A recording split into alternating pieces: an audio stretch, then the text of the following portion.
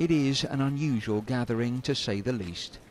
At a city park in Fukuoka, southwest Japan, volunteers are signing up for a rehearsal, a drill, preparing for a nuclear attack. I join the volunteers as city officials describe survival tactics, saying our best option is to get underground, if not, then inside a concrete building. Among those here for the dry run is Koshiko Esaki. She tells me, even though it's just a drill, it makes me nervous. We've seen North Korea test firing missiles, so I'm always ready for a warning. That warning comes to our phones, a written message and audible alarm telling us that a missile has been fired. And with that, we're off. A collection of strangers, some with young children, all looking for shelter, suddenly bound together.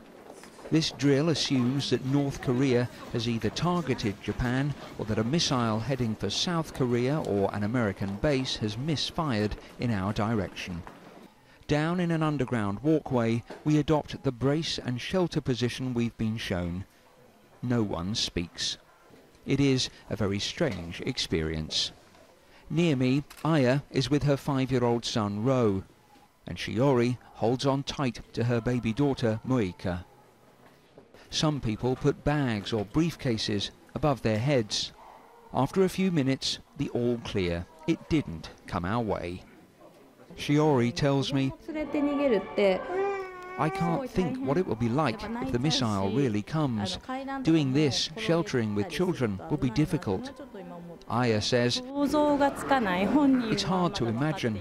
My son's too young to understand it all, but it's my responsibility to teach him how to be safe.